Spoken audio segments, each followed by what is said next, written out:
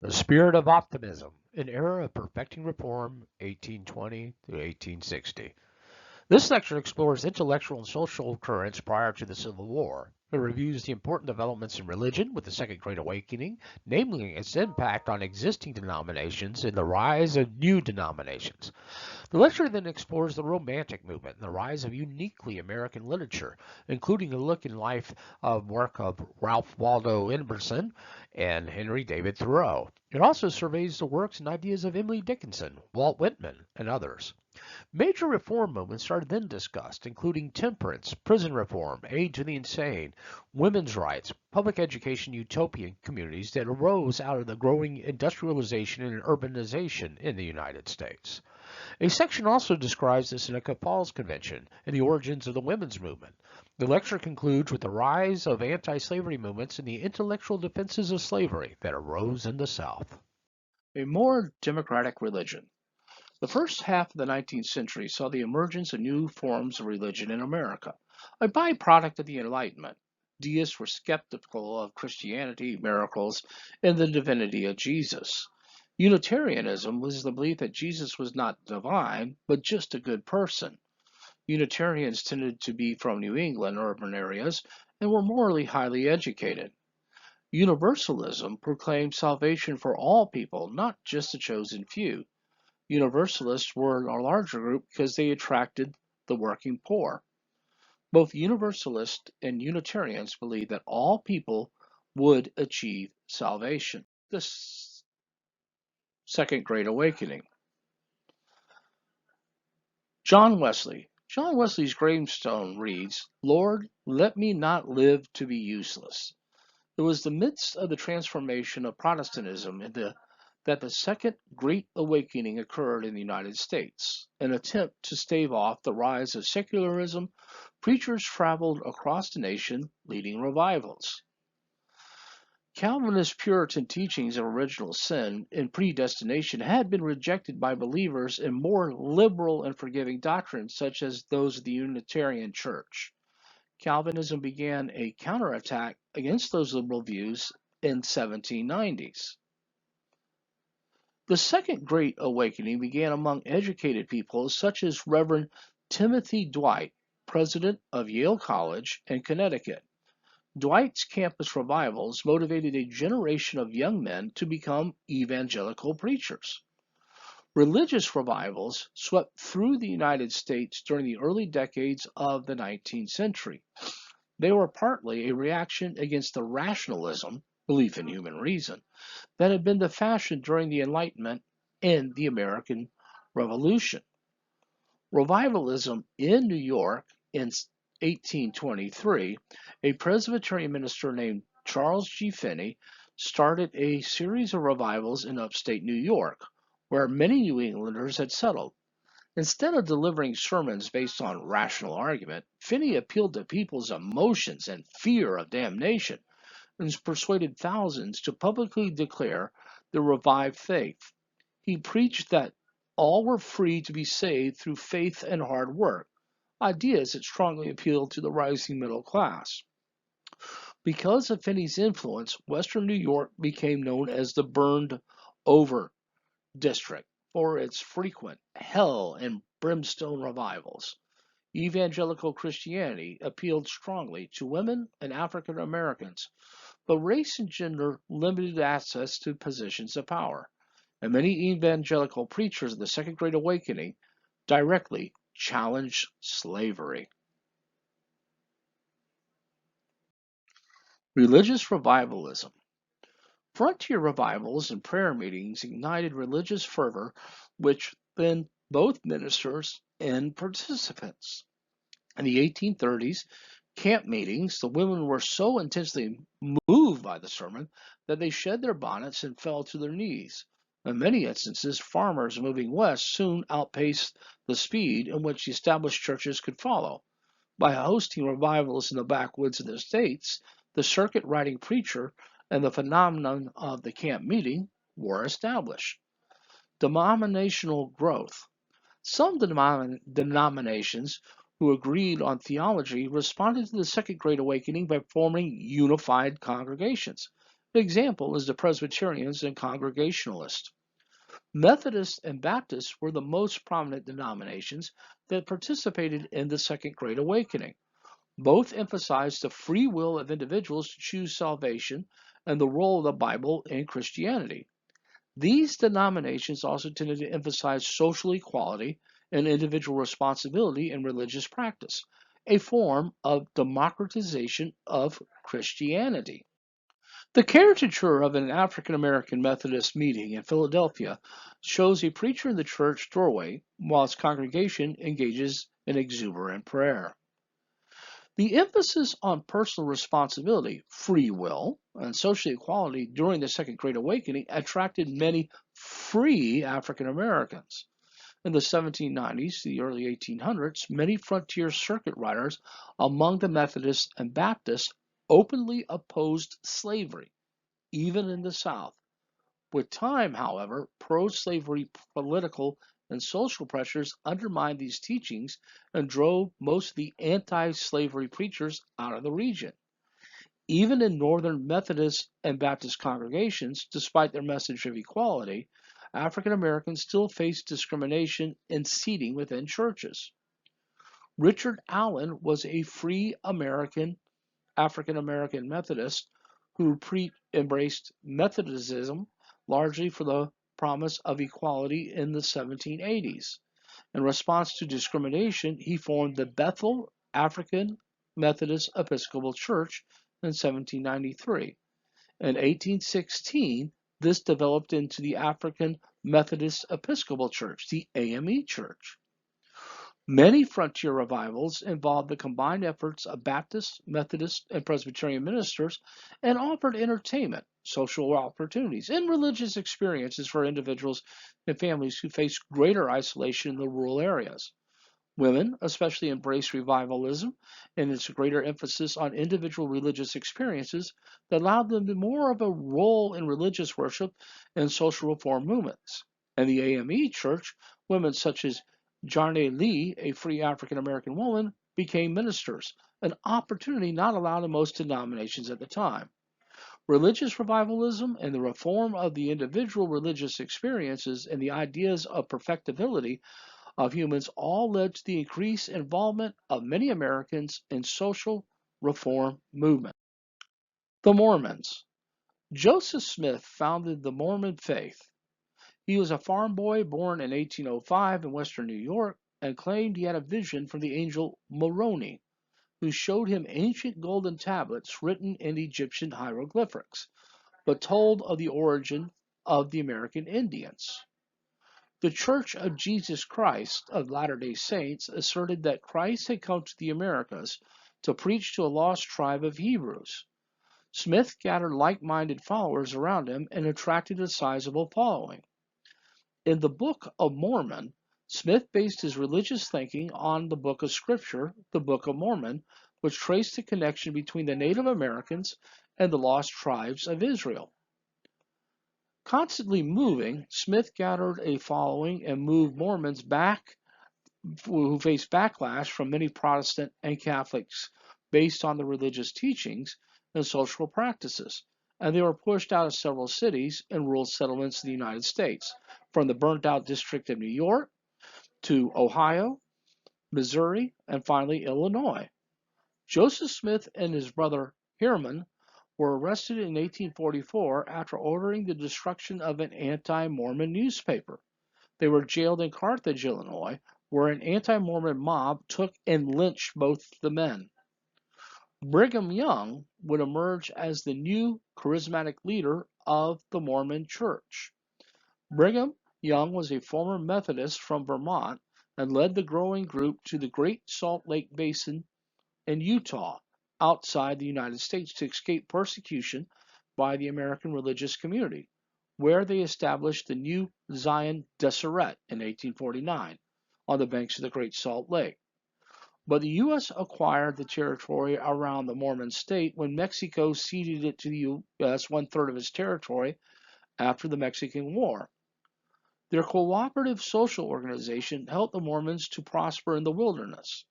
He also issued the Order of Jacob in 1852, that their practice of polygamy, allowing men to have more than one wife, however, aroused the hostility of the U.S. government.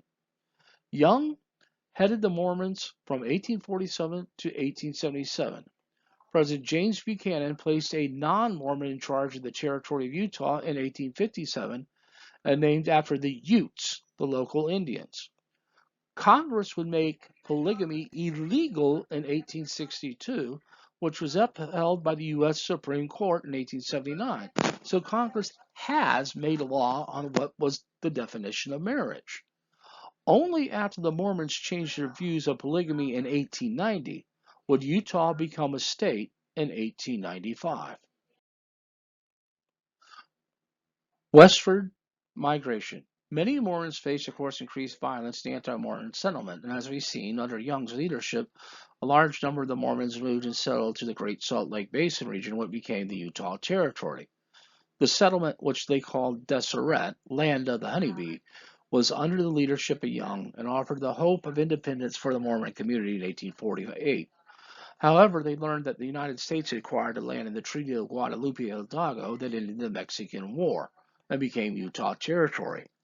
Congress agreed to form the Utah Territory with Young as the governor. However, the territory was denied statehood till Mormon leaders agreed to disavow polygamy, which they would do in 1896.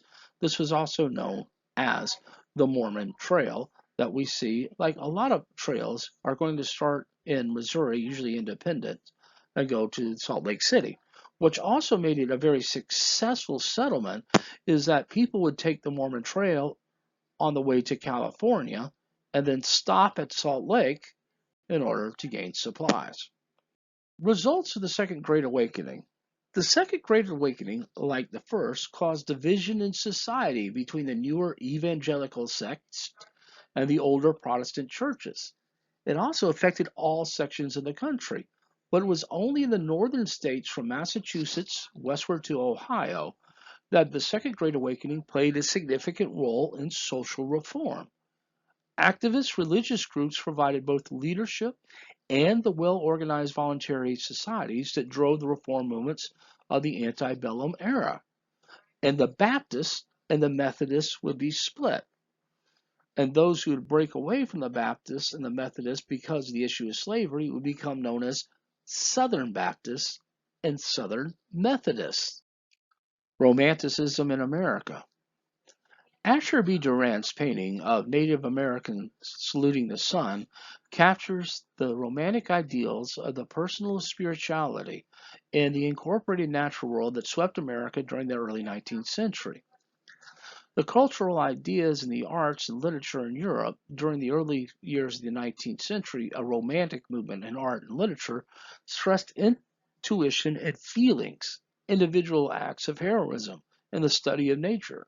At the same time, in the United States, from 1820 to 1860, these romantic and idealistic themes were best expressed by the Transcendentalists, a small group of New Englander writers and reformers.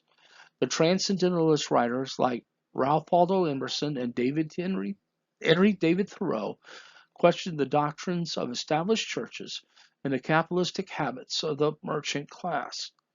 They argued for a mystical and intuitive way of thinking as means for discovering one's inner self and looking for the essence of God in nature. Their views challenged the materialism of American society by suggesting that artistic expression was more important than the pursuit of wealth. Although the Transcendentalists were highly individualistic and viewed organized institutions as unimportant, they supported a variety of reforms, especially the anti-slavery movement. Transcendentalism.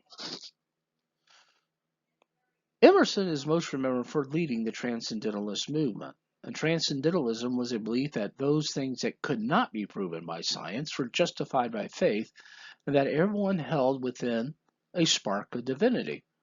Transcendentalism emerged in New England and emphasized radical individualism and personal spirituality. Transcendentalists also asserted that individuals have the ability to transcend, hence the name, the limits of reason, science, and logic by examining their inner spirituality and thoughts. Because of the emphasis on individualism and rejection of religious orthodoxy and over-rationality, transcendentalists focused on self-reliance and tend to be nonconformist. Ralph Waldo Emerson studied as a Unitarian minister and attended Harvard College, but embraced the Romantic movement and became known as the leader of the Transcendentalist movement. The best known Transcendentalist, Emerson was among the most popular American lecturers of the 19th century. His essays and lectures expressed the individualistic mood of the period. In 1837 address at Harvard College, The American Scholar, Emerson evoked the nationalistic spirit of Americans by urging them not to imitate European culture, but to create an entirely new and original American culture. His essays and poems argued for self-reliance, independent thinking, and the primacy of spiritual matters over material ones. As a Northerner, Emerson became a leading critic of slavery, and in the 1850s, and then the ardent supporter of the Union during the American Civil War. The Transcendental movement reached its peak in the 1830s and 1840s, and the forming of the Transcendental Club in 1836 offered a variety of thinkers, artists, culture, and social rebels, and abolitionists a place to meet and discuss their ideas.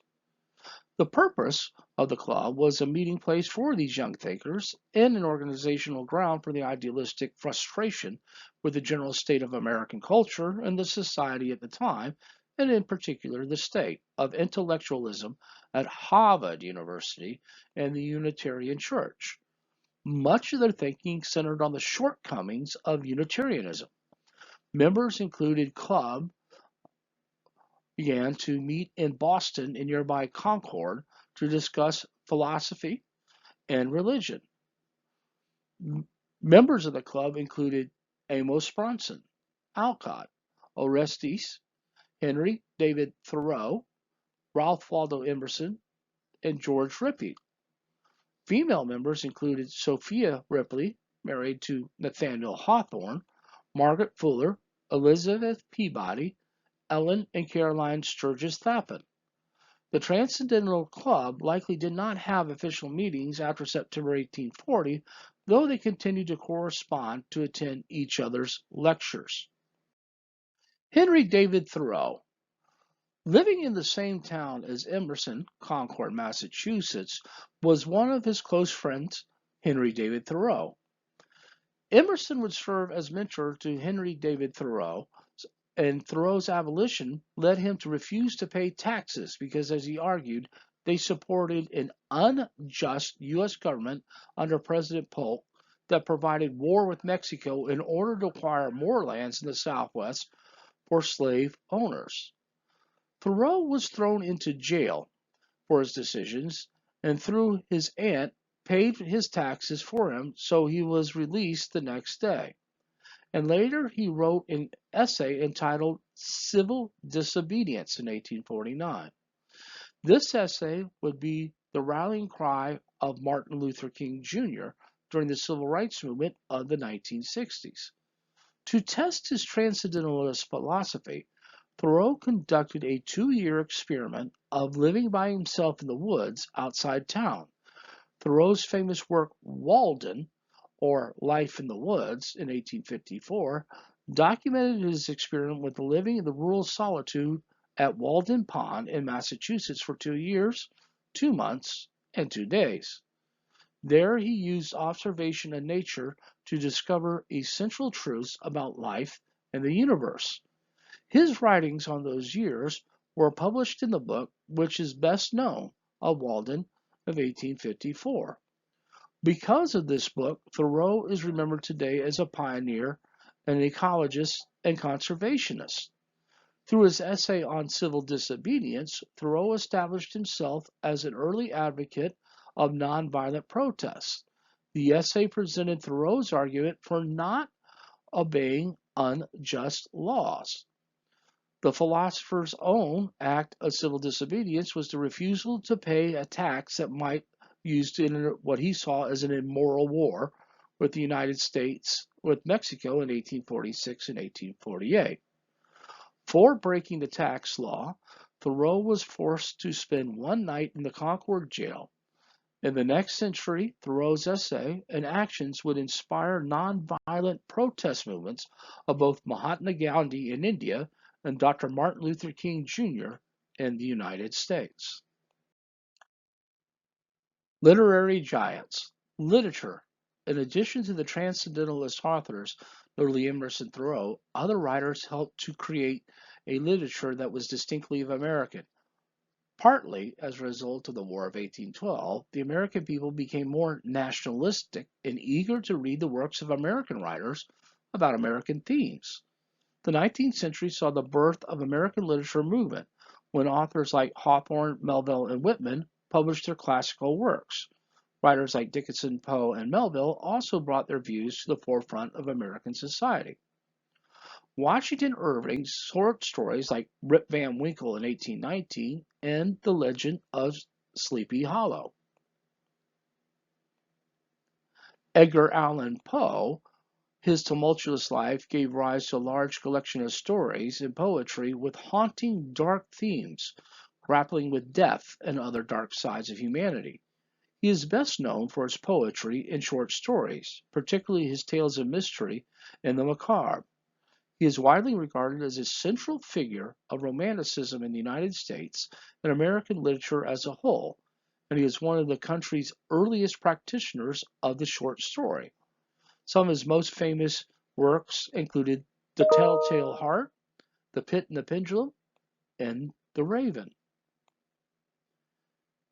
James Fenimore Cooper, for example, wrote fiction using American settings, and Cooper's Leatherstocking Tales were a series of novels written from 1824 to 1841 that included The Last of the Mohicans, The Pathfinder, The Deerslayer, which glorified the frontiersman as nature's nobleman. Hawthorne has shaped the American understanding of the New England's early Puritan settlers through his literature. His well-known works such as Twice Told Tales, 1837, and The Scarlet Letter grapple with themes that include the consequences of sin, pride, selfishness, and guilt. The Scarlet Letter of 1850 and other novels by Nathaniel Hawthorne question the intolerance and conformity in American life. And finally, Herman Melville's most famous book, Moby Dick, or The Tale of a Whale, is ranked among the world's top novels. It reflected the theological and cultural conflicts of the era, as well as depicting the obsession of Captain Ahab with revenge against the white whale who took his leg on a previous voyage, and the devastation of his obsession brings to the ship and the crew. Emily Dickinson. Dickinson offered the world of New England literature a fresh female voice. The most original New England poet, she never married, and she lived with her parents and sister in Amherst, in Massachusetts. She died at the age of 55, and she famously wrote, "Success is counted sweetest by those who never succeed." Dickinson's isolation, lifelong religious doubts, led her to in the solitude of space, the polar privacy, and the white heat of her heartbreaking disappointments in ways unusual of the time period. Dickinson remained mostly unknown during her lifetime, but found an outlet for self-expression in poetry. Only 10 of her 1,800 poems were published in her lifetime. Most of her poems were published after her death and came to find a wide audience. Her writing gives us a glimpse of the perspective of an educated young New England woman from this time period. Walt Whitman.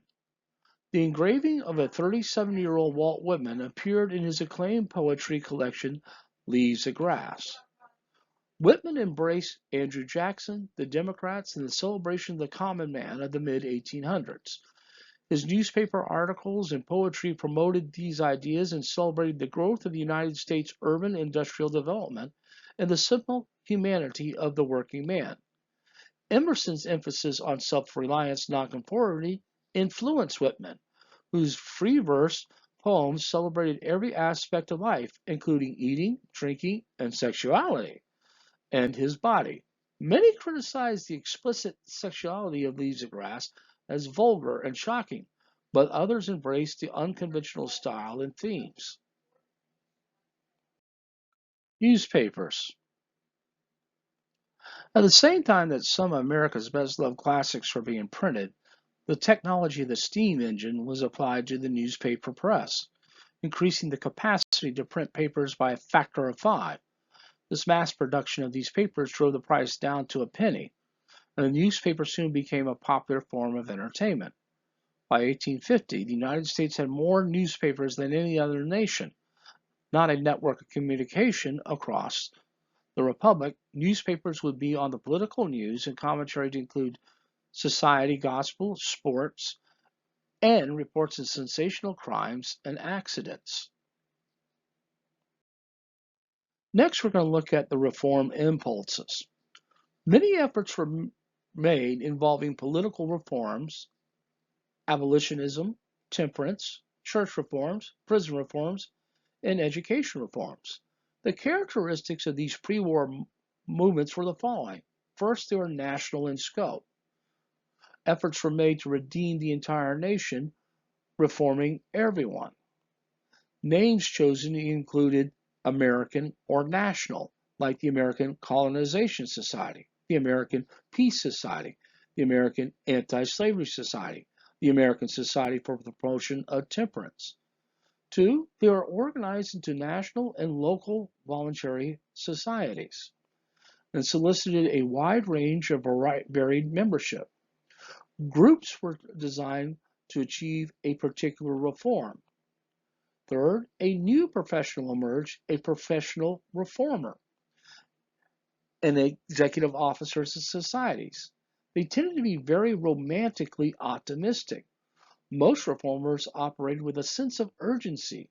They expected to win their final victories in a short time, and no obstacle was insuperable. Many believed America was reforming rapidly, freeing itself of ties to European corruption.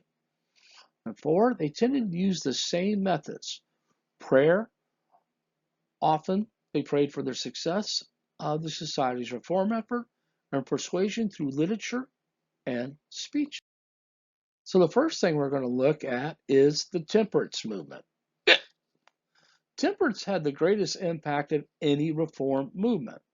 The goal of the American Temperance Society was to radically change Americans' attitudes towards alcohol and its role in social life. The first wave of temperance converts came from the upper and middle classes and was connected to self-discipline in the pursuit of business success.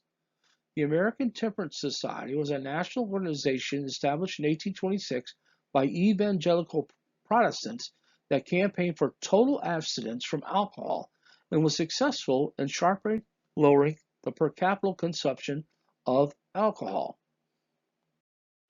Prisons, workhouses, and asylums. Women played a leading role in all the great reform movements of the day: education, treatment of prisoners, mental illness, and the temperance movement. Reformers also focused attentions on developing a host of new institutions to deal with social problems, such as penitentiaries, workhouses, mental hospitals, orphanage, and reformatories. Now, when we look at the penitentiary got its name because the reformers believed that a person should be penitent. This is almost similar to the Auburn system in New York, in which the person that was sent to prison had to reflect on their sins because it was their sins that got them into prison, they believe. So they needed to be penitent, hence penitentiaries.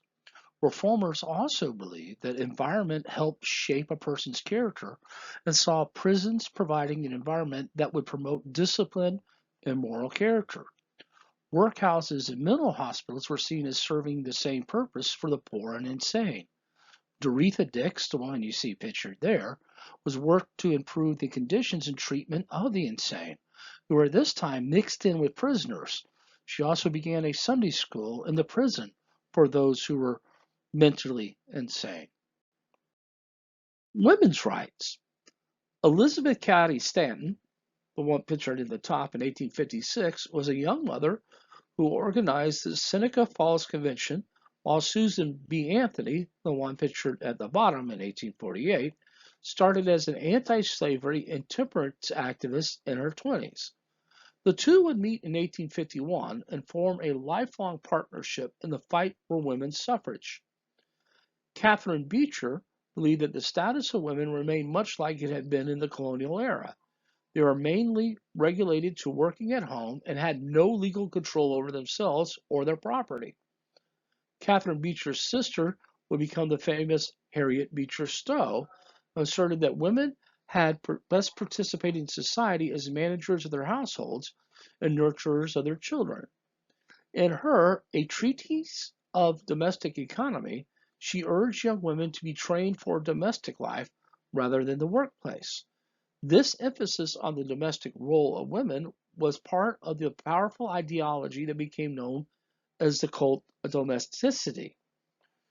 Julia Ward Howe, other women were frustrated by the cult of domesticity and found an escape from their drudgery that they experienced in domestic life through writing or participating in social reform movements. One such movement was Julia Ward Howe, famous for her poem that forms the lyrics of the Battle Hymn of the Republic. Many middle class women embraced the ideals of the Second Great Awakening, and other reform impulses became involved in the social reform movement. For example, a number of them participated in the temperance. Abolitionists were women who were involved in the abolitionist movement, particularly because they saw that many of the rights denied to blacks were also denied to women. But because it was taboo for women to speak in public in many places, they usually worked on the edge or in the background of the anti-slavery societies, not in leadership roles. Education and prison reform movements within time, as they continued to face gender-based discrimination, even within these movements, some women began to voice the need for women to have greater rights, especially suffrage. Early leaders like Lucretia Mott was a delegate in 1840 for the women's group in the World Anti-Slavery Convention in London.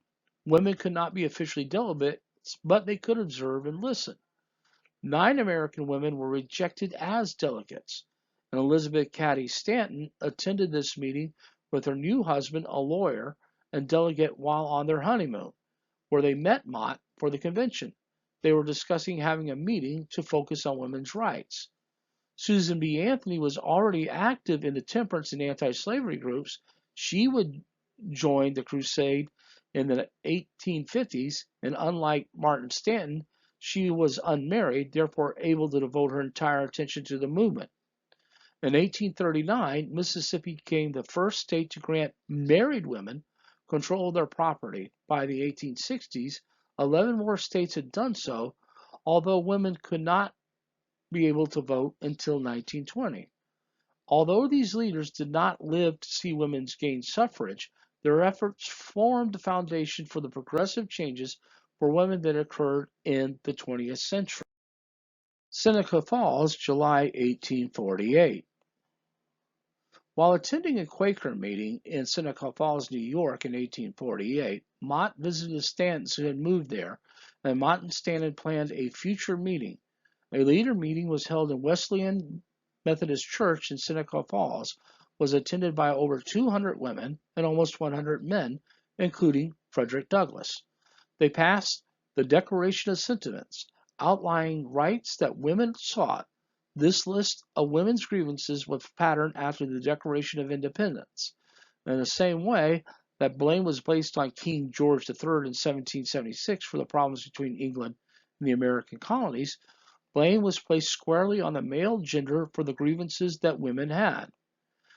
The changing role of women before the Civil War, a series of resolutions were discussed which called for women to be given the right to vote, considered too radically by even those who attended, and for women to be allowed into certain trades and professions: ministry, medical, legal.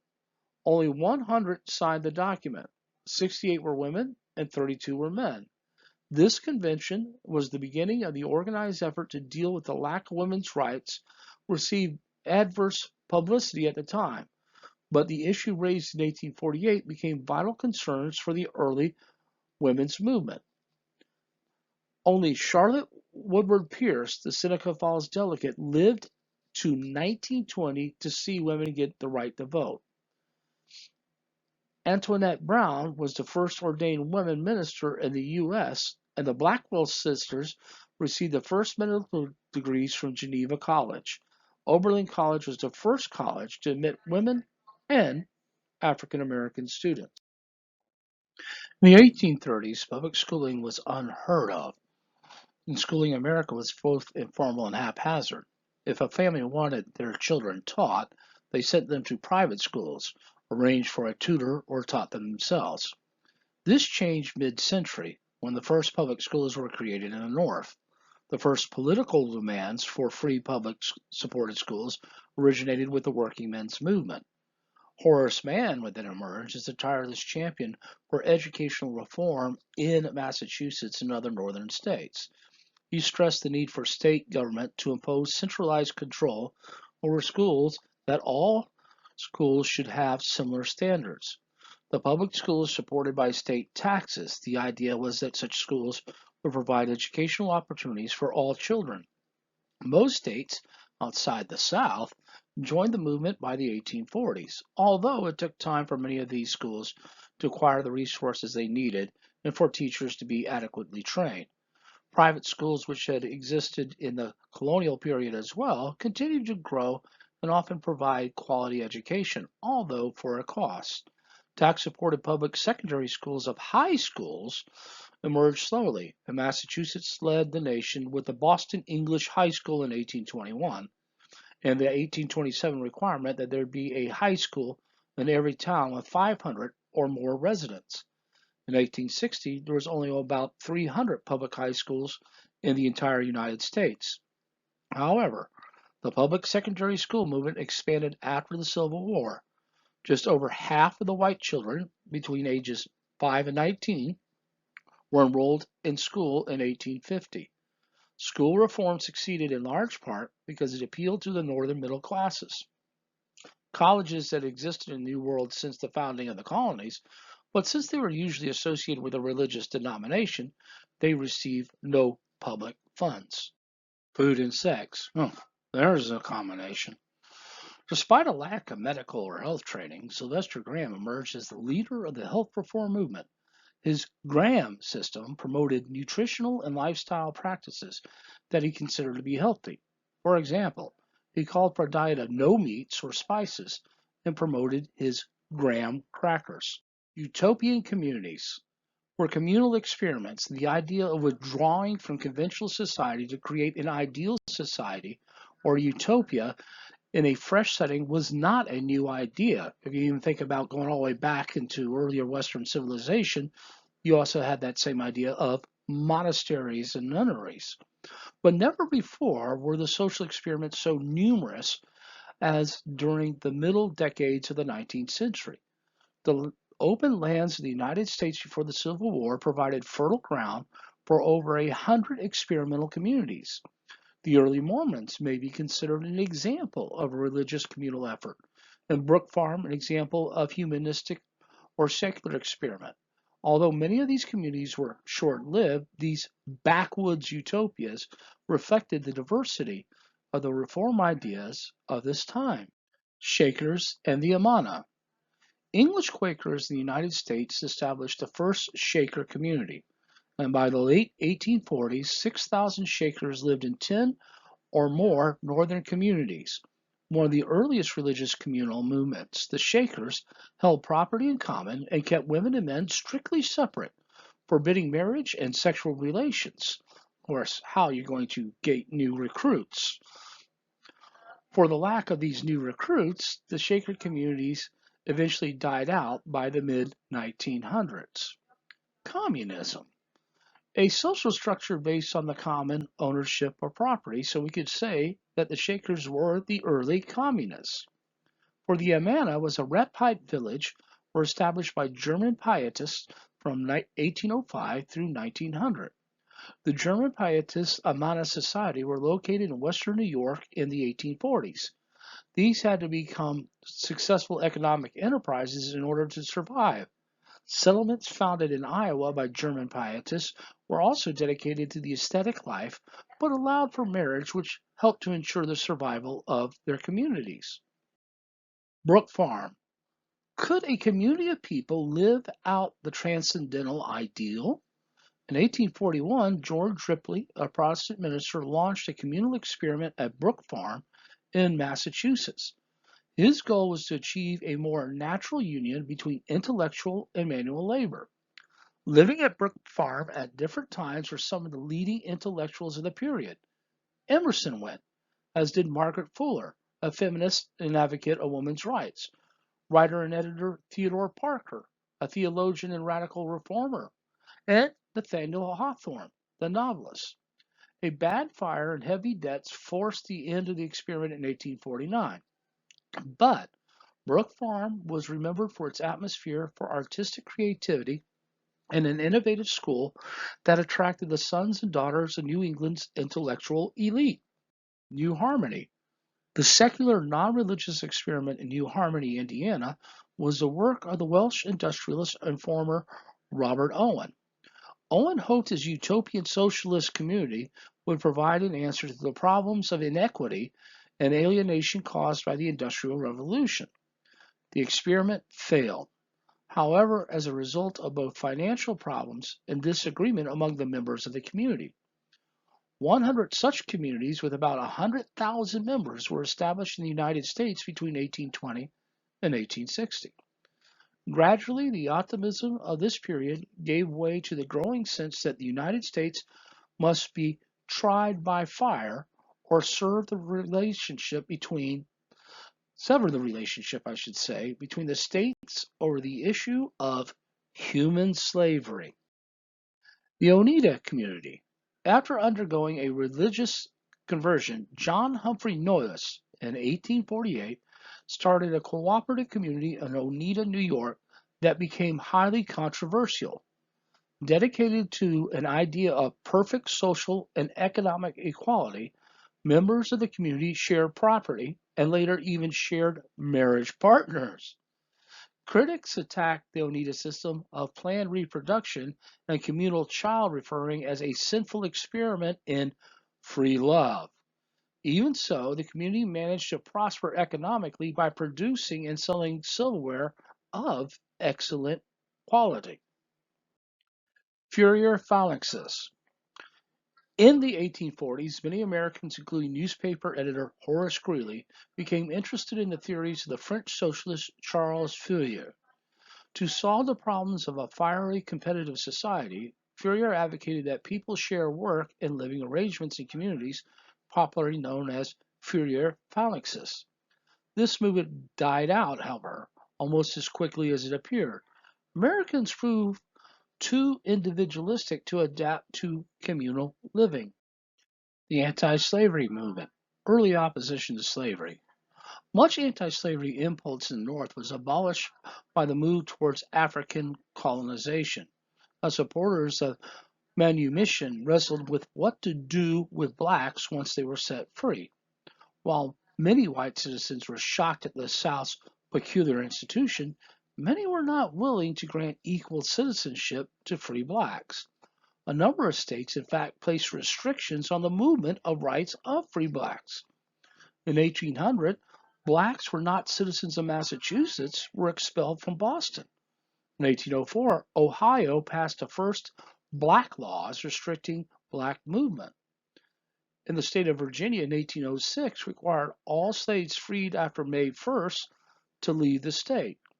Such restrictions were typical of the types of laws passed, denying free blacks the right to vote, serve on juries, testify against a white person or at all, or access to certain types of jobs, living in the certain areas of burial in certain all-white cemeteries. Free, educated free blacks were mistrusted, believed to be insurrectionists. The American Colonization Society. One response to the problem of the free blacks was to send them back to Africa. The American Colonization Society was established in 1817 and headed at various times by James Monroe, James Madison, and John Marshall, and supported by Henry Clay. Free blacks were first sent to Sierra Leone. Finally, in 1821, a permanent location was purchased in Monrovia, settled in 1822, which established the Independent Republic of Liberia. However, its failure. By 1860, only 15,000 blacks were colonized, of whom 12,000 were transported through the efforts of the American Colonization Society. The vast majority of American blacks did not want to return to Africa because they were now regarded America as their home. The U.S. black population grew faster than the colonization efforts was able to transport out of the United States. As late as 1862, a plan of President Lincoln to transport blacks to Africa was still being discussed in Congress. The Southern colonization efforts. Noshoba, which was a utopian community near Memphis, Tennessee, founded by Francis Wright, the purpose was to train blacks for eventual resettlement outside the United States, remained active until 1828. The Mississippi Colonization Society, beginning in 1831, sent a separate African colony for black immigrants to that state, although elsewhere in the South, the colonization movement declined in 1831. From gradualism to absolutism. At first, the anti-slavery movement tried to keep slavery out of the new territories. When this proved to be nearly impossible, however, its efforts gradually shifted from limiting the slaveholding areas to promoting the abolition of slavery. Those who focused on limiting the extension of slavery were known as gradualists, while those who called for the immediate end of slavery everywhere were known as the immediatists. And by 1820, every northern state in the United States had abolished slavery or was phasing it out, but slavery remained legally and politically supported in the southern states. The first anti-slavery society in the United States was organized by the Quakers in 1775. Now, Quakers had made the first anti-slavery statement in April of 1688, led by Francis Pastorius and the German Friends in Germantown, Pennsylvania. In 1896, the yearly meeting of Quakers cautioned members against importing black slaves, and by 1755, all Friends still importing blacks were banned from the society. Anti-slavery societies spread throughout the Revolutionary War era, and slavery in the North, as well as on the way of being eradicated by 1800, either with immediate emancipation or through gradual emancipation programs. The New York Society for Promoting Manumism, with John Jay as president, was established in 1785, and several states were following from Massachusetts to Virginia. Legislation was enacted, gradually abolishing slavery in Pennsylvania in 1780, Connecticut and Rhode Island in 1784, New York in 1785, and New Jersey in 1786. 1784, Massachusetts interpreted its constitution in 1780, which held that all men are born free and equal, as abolishing slavery. The move to free slaves remained strong in the South down to about 1800, and the move against the slave trade culminated in the anti-slavery trade provisions of the federal Constitution, as well as provisions relating to interstate fugitive slaves. The census of 1790 revealed that 59,557 free blacks and 697,624 slaves in a population of 3,929,625. The most slaves being in Virginia, 692,627, and the least in New Hampshire of 157. By 1800, the U.S. population contained 18.9%, or 1,002,037, of which were 10% were free, and of which only 36,505 lived in the North, mostly New York and New Jersey. In 1808, the slave population exceeded 1 million.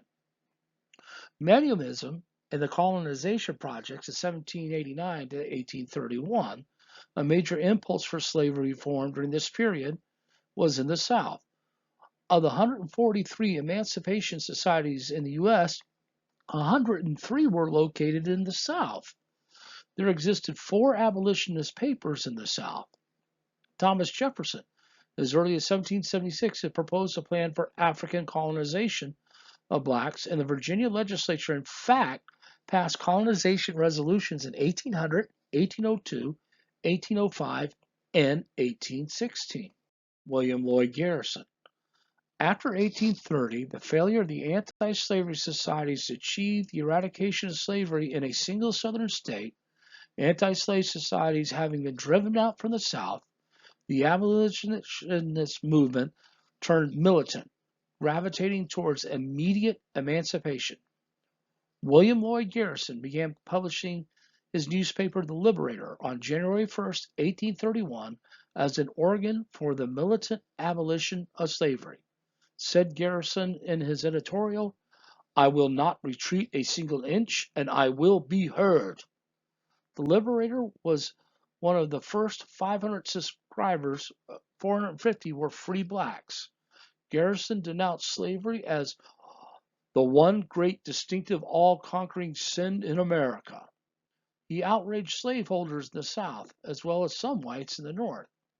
Garrison was more militant than the other abolitionists when he demanded immediate abolition, basically by any means necessary, including if they had to resort to violence.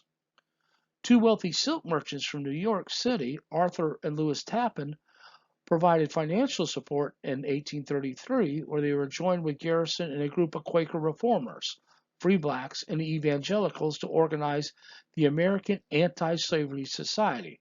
The same year, Parliament in Great Britain freed some 800,000 enslaved colonial peoples throughout their empire by passing the Emancipation Act, which paid slaveholders to give up their human property. In 1835, Tappan hired George G. Finney to head the anti-slavery faculty at Oberlin College. By 1840, some 160,000 people and over 200 local branches belonged to the American Anti-Slavery Society, the AASS, and even argued that blacks should be given full social and civil rights.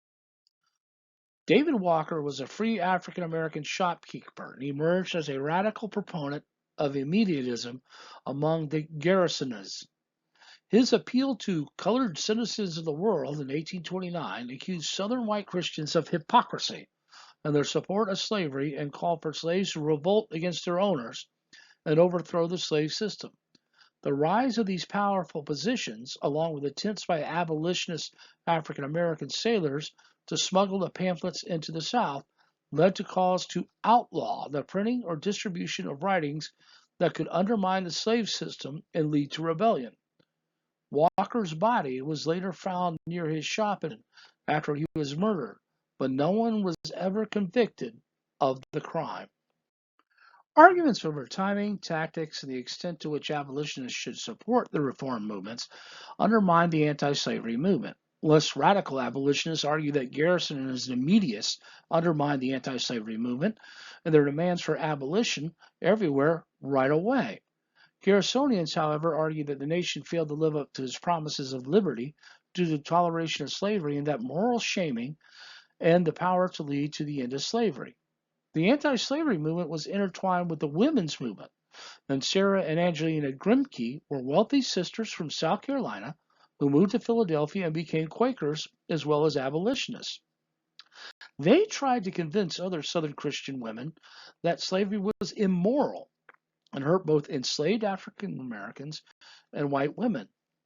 The sisters drew criticism from anti-slavery members for speaking to audiences of both men and women, but they insisted that men and women and that they had the right to be vocal in promoting both women's rights and abolitionism. The Liberty Party.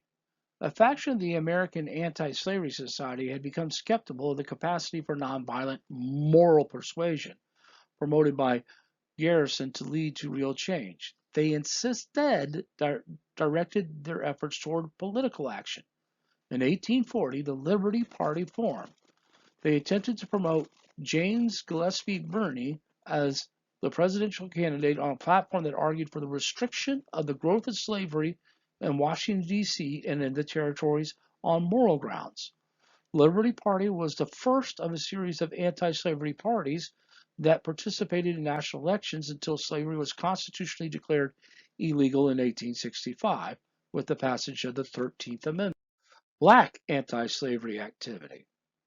Testimonies from escaped former slaves such as William Wells Brown also provided powerful stories of brutality and dehumanization that abolitionists used to argue for the end of slavery. Men such as Frederick Douglass refused to accept this status and instead toured the United States raising awareness of the treatment of slaves. Douglass's narrative of the life of Frederick Douglass, an American slave, 1845, along with his speeches and other writings, offered a powerful critique of slavery. Douglass was born into slavery in 1817. He was taught to read and write by his wife of his owner. He was a skilled ship's caulker. His owner would take all his wages, and some owners would allow their slaves to keep a portion of the wage on which they could purchase their freedom at a later date. Douglass escaped to New York. He was a very powerful speaker, and many people even listening to him could believe that he was once a slave due to his eloquence.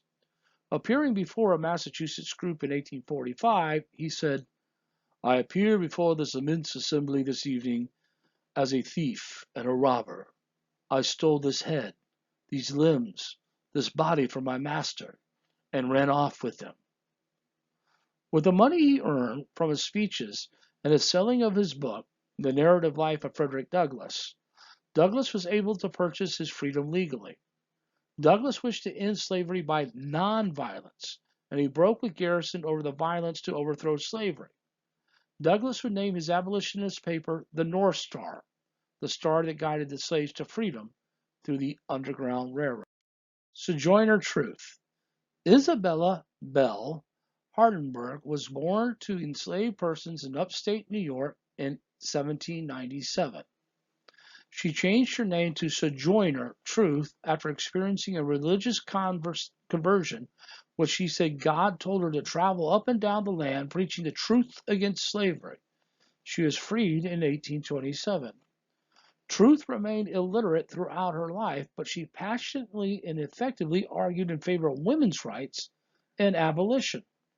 She traveled throughout the North in the 1840s and 50s, and she spoke out that she did the work of a man, and she bore 13 children and watched all of them being sold into slavery. The Underground Railroad, 1804 to 1860. Rather than an actual railroad, the Underground Railroad consisted of a system of organizations, safe houses, and hiding places that runaway slaves could use to try to escape to freedom. A religiously, racially, and ethnically diverse group of individuals known as conductors helped escaped slaves in their attempt to reach freedom, escaping to the north and to Canada, as well established by 1840. Losses from the Underground Railroad were estimated at 50,000 slaves, although only about 500 to 1,000 were able to escape after the passage of the Fugitive Slave Law of 1850, and those chiefly from the border states. Its success was aided partially by the passage of personal liberty laws, which impeded the enforcement of the 1793 federal fugitive slave law by such states as Pennsylvania, Connecticut, New York, Vermont, and Ohio. The most famous conductor on the Underground Railroad was Harriet Tubman, also known as Moses, who helped lead around 300 fugitive slaves to freedom, and who later worked as a Northern spy and scout during the Civil War. Another celebrated conductor was William Still, who helped about 800 slaves through the Underground Railroad. Here we see Harriet Tubman going through the swamps of trying to get slaves to escape to the north. You notice that she is carrying what is essentially a shotgun. She would actually threaten those slaves that she would shoot them if they made any noise when they heard possibly whites or hounds nearby. She also kept another round for herself because she refused to be captured if caught. In 1837, Elijah P. Lovejoy, editor of an anti-slavery newspaper, became a white martyr for abolition in Illinois, a free state. Lovejoy began his career as a Presbyterian minister in New England and he then moved to St. Louis, and a slave-holding Missouri, where his newspaper denounced alcohol, Catholicism, and slavery. When a pro-slavery mob destroyed his printing office, he moved across the Mississippi River to a warehouse in Alton, Illinois. On November 7, 1837, thugs throwing stones and firing shots in one building, one of Lovejoy's allies fired back, killing a writer. The mob then set fire to the warehouse and then killed Lovejoy and threw his body in the river. There was a memorial service for Lovejoy across the north. John Brown raised his right hand and declared, "Here before God and the presence of these witnesses from this time, I consecrate my life to the destruction of slavery." Brown, like some of the other militants, decided that the only other way to dislodge the scent of slavery was through war. Abigail "Abby" Kelly became the first woman elected as an officer of the American Anti-Slavery Society in 1839. She endured the hate of traditionalists, some of them who called her names like Jezebel and Infidel, and threw eggs and stones at her while she was speaking on stage. The defense of slavery. Pro-religious arguments and evangelical leaders led the defense of slavery and saw slavery as a positive good. The biblical defense of slavery was less popular than arguments of the inferiority of black people. Southern evangelicals who supported slavery used all the following to support their arguments: the slave-owning patriarchs of Israel, the prevalence of slavery in the Roman Empire in the 1st century AD, and the preaching of the apostles to adhere to secular laws, including those that regarded slavery. They also had a racial argument, which was more common than the biblical defense of slavery, was a racial argument that blacks were unfit for freedom. Another egalitarian argument was that slavery spared the non-slave-holding majority from employment at the mills and menial tasks. So this ends our study on romance, reform, and abolitionism.